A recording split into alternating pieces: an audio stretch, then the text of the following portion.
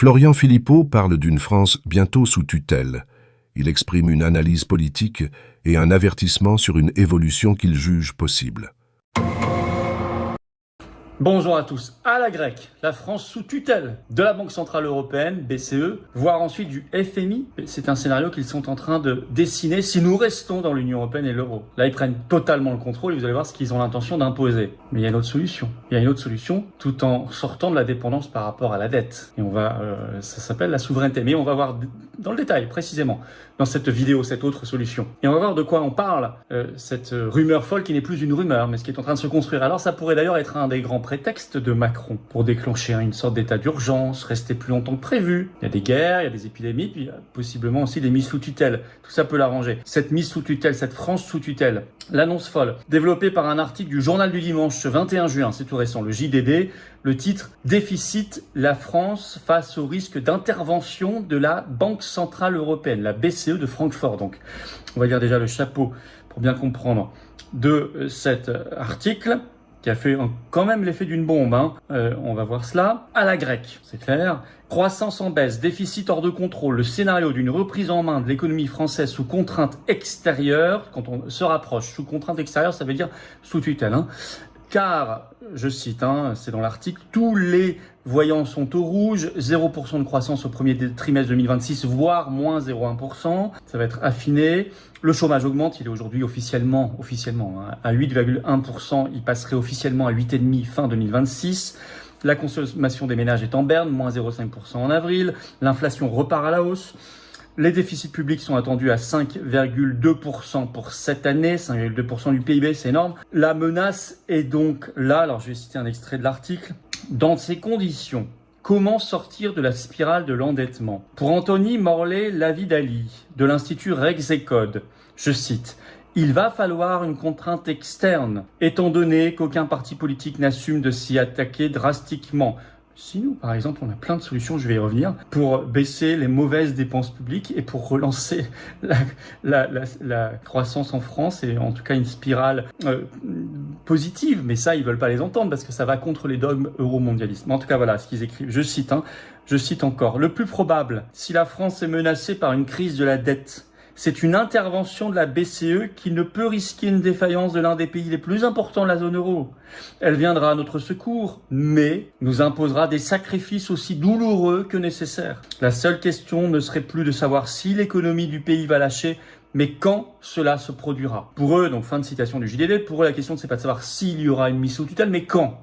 Alors vous avez une autre analyse qui va strictement dans le même sens, qui vient de sortir ce 23 juin sur le site bdor.fr, qui est le site des actualités de l'or, site spécialisé.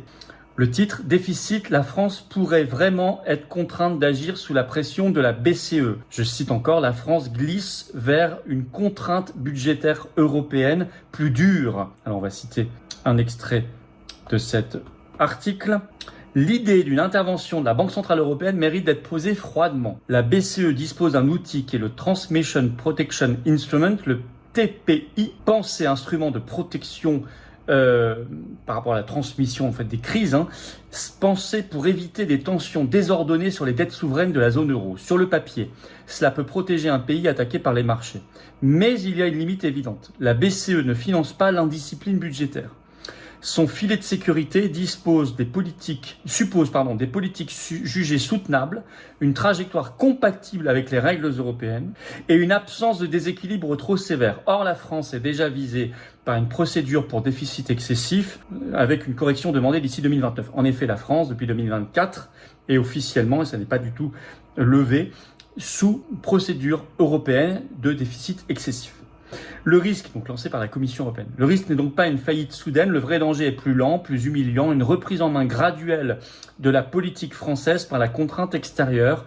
Bruxelles fixe la trajectoire, les marchés sanctionnent l'écart. C'est une mise sous tutelle. Parce qu'effectivement, nos taux d'intérêt, ceux auxquels on emprunte sur les marchés pour financer la dette, sont au plus haut depuis 2008. Le Monde en parlait dans un grand papier le 8 juin, en disant même que le doute s'installe sur la capacité de rembourser cette dette. On a aujourd'hui des taux qui sont quasiment à 4%. Mais on n'est pas les seuls, c'est pas qu'en France. Les taux augmentent partout, y compris États-Unis, Allemagne, Italie, Royaume-Uni, Espagne, etc. Alors, c'est quoi une mise sous tutelle par la BCE ? D'abord, c'est prévu. Parce que d'abord, il est prévu, et ça date du traité de Maastricht de 92, que la BCE ne vous finance pas. Elle ne vous soulagera pas. C'est écrit, je cite. Voilà. C'est l'article 127 du traité de fonctionnement de l'Union européenne. La BCE a pour objectif principal la stabilité des prix. Elle soutient aussi les politiques économiques générales de l'UE, mais sans remettre en cause son mandat principal qui est que l'inflation. Et elle agit en toute indépendance. Puis surtout, l'article 123, retenez-le bien, article 123 du TFUE, traité de fonctionnement de l'Union européenne, qui interdit le financement monétaire. La BCE, les banques centrales nationales, ne peuvent pas accorder de découvert ou de facilité de crédit au gouvernement, ni acheter directement leurs titres de dette sur le marché primaire, le marché de l'émission de la dette. Les achats sur le marché secondaire sont autorisés à condition de ne pas contourner cette interdiction. Ça ne doit pas équivaloir à un financement direct des déficits. La BCE a toujours insisté sur cette distinction qui a été confirmée par la Cour de justice de l'Union européenne dans des arrêts, par exemple Gauweiler et Weiss. Voilà. C'est-à-dire que c'est une généralisation à la zone euro de la fameuse loi de 1973 en France qui avait interdit le financement par la Banque de France. Mais on va y revenir après. Alors ensuite, ils sont allés plus loin. Ils ont créé par un traité instituant le mécanisme européen de stabilité, le MES, qui date du 27 septembre 2012. Ils ont créé cela. Le traité MES, qui est une prévoyance d'assistance financière conditionnelle en cas de difficultés graves de financement sur les marchés. La conditionnalité est négocié dans un MOU, Memorandum of Understanding, c'est-à-dire un protocole d'accord, par la Commission européenne en liaison avec la Banque centrale européenne et éventuellement déjà le FMI, puis approuvé par le Conseil des gouverneurs du mécanisme européen de stabilité. Elle inclut un programme d'ajustement macroéconomique avec des réformes structurelles exigées, etc. Alors ça passe par des mesures précises qui sont exigées par la BCE qui vous fait un prêt en échange, par des objectifs chiffrés qui seront vérifiés. Le protocole d'accord précise un calendrier strict, je cite, et des revues trimestrielles. Tous les trimestres, la BCE envoie des petits hommes gris chez vous, à Paris, etc., pour voir si vous respectez bien ce qui a été négocié, les objectifs chiffrés, le calendrier, etc. Sinon, vous coupe le robinet. C'est déjà la même logique que le FMI, en fait. Mais le FMI, alors d'ailleurs, la BCE peut faire ça donc en coordination déjà avec le FMI. Puis ensuite, si c'est pas suffisant, le FMI peut intervenir directement. Alors là, c'est encore plus précis et intrusif. Et d'ailleurs, on a des signaux comme quoi le FMI envisage de le faire pour la France, à la grecque, car lors de son dernier bilan annuel sur la France qui a été publié le 25 mai dernier, il n'a jamais été dans le vocabulaire choisi et dans les préconisations, les demandes qu'il fait à la France, il n'a jamais été aussi direct et intrusif dans son vocabulaire. Ça a été noté par tous les observateurs. Par exemple, il demande, je cite, une forte participation des patients aux dépenses de santé ou une nouvelle réforme des retraites. Donc maintenant, il est très directif, ce qui est vraiment la dernière étape avant la mise sous tutelle. Alors c'est bizarre, par exemple, il ne demande pas par contre qu'on arrête de financer le budget de l'Union européenne, alors que c'est là qu'il y a les vraies dépenses. Des dizaines maintenant de milliards d'euros par an, ça va passer à 42 milliards par an. Ni qu'on arrête de financer la guerre d'Ukraine. 17 milliards le dernier chèque qu'on a fait, vous le savez, etc. Non, il demande qu'on s'attaque aux retraites, à la santé, bien sûr. Alors, pour s'en sortir, il y a 3 pistes, il y en a 4 même. Et vous allez voir qu'elles ne sont pas compatibles avec notre maintien dans l'Union européenne et l'euro. En fait, notre maintien dans l'Union européenne et l'euro, il nous mènera, on est déjà de plus en plus mis sous tutelle de fait, puisqu'on a perdu notre souveraineté, mais il nous mènera directement à la mise sous tutelle par la BCE, puis par le FMI ou les deux, si on continue dans cette voie. Car elle est sans issue, c'est un cul-de-sac cette voie. Par contre, on peut reprendre le boulevard et sortir du cul-de-sac si on sort de l'UE et de l'euro en reprenant le contrôle. Alors ça permettra par exemple, la première des choses, c'est de recréer des richesses en France. C'est ça la vraie arme anti-dette, c'est de recréer des richesses. Pourquoi on est si endetté? Parce qu'on ne crée plus rien. Le PIB, la part de l'industrie française dans le PIB est passée sous les 10%. On est en dessous du niveau de la Grèce. Donc évidemment, on a de la dépense, mais on n'a pas de création de richesse. Ça va pas. On a tout délocalisé. Alors ça suppose de sortir du modèle euromondialiste, de refaire du protectionnisme, du patriotisme industriel, artisanal, agricole, alimentaire, dans nos commandes publiques, dans nos marchés publics, d'avoir une monnaie adaptée, une monnaie nationale, ce qui n'est pas compatible avec l'euro, recréer un nouveau franc, sortir du libre-échange pour favoriser les circuits courts, la production nationale, et donc permettre ensuite un investissement pour aller rattraper le retard dans les domaines où on n'est pas présent. Aujourd'hui, on est dépendant de l'extérieur, le numérique, l'intelligence artificielle, etc. Mais ça suppose, vous comprenez bien, de sortir du modèle euromondialiste. Si on signe des accords de libre-échange tous les jours, ça marchera pas. Si on a une monnaie qui est inadaptée, ça ne marchera pas. Si le patriotisme économique est strictement interdit, comme c'est le cas aujourd'hui par les traités européens, ça ne marchera pas. Par contre, ça marchera si on en sort, si on reprend le contrôle. Donc, créer des richesses, 1.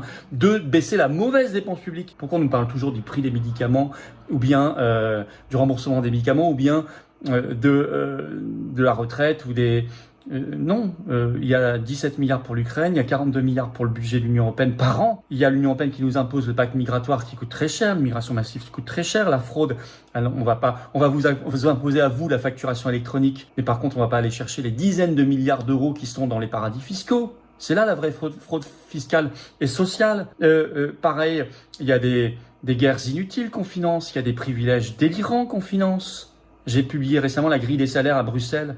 Le moindre fonctionnaire, il est payé au moins 6 500 € par mois. Ça monte jusqu'à 40 000 pour Ursula von der Leyen. L'argent qui part, qui s'évapore dans les conflits d'intérêts et la corruption, c'est des dizaines de milliards par an. L'argent qui part dans tous les échelons, là, les gros conseils régionaux, chacun veut son autonomie maintenant, mais ça coûte un fric fou, ça. On remet de l'ordre là-dedans, on supprime des échelons, on supprime des strates, on supprime des fromages, Conseil économique, social, environnemental, et ses déclinaisons régionales. Il y en a plein d'autres, les agences, ADEME, etc., l'ARCOM.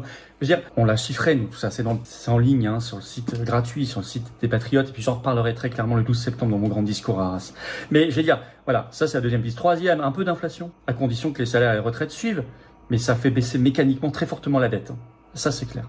Et quatrièmement, il faut sortir de cette logique de la loi de 73 qui a été, je viens de vous l'expliquer, remise dans l'article 123 du traité de fonctionnement de l'Union européenne depuis le traité de Maastricht qui a été européanisé. Oui, on doit pouvoir emprunter à des taux très faibles auprès de la Banque centrale. Donc nous, la Banque de France, désormais. Ben oui, on ne doit pas aller emprunter auprès des banques, du fascisme doré et des grands marchés internationaux, parce que ça, c'est du racket pour enrichir quelques-uns, quelques fonds de pension, qui sont souvent d'ailleurs étrangers. Ah, mais ça suppose d'avoir du courage et d'avoir de la souveraineté, y compris monétaire et nationale. Voilà, vous voyez comme quoi. Et là, je vous assure qu'on sort du piège de la dette sans tuer le malade, hein, sans avoir à avoir un régime à la grecque. Hein.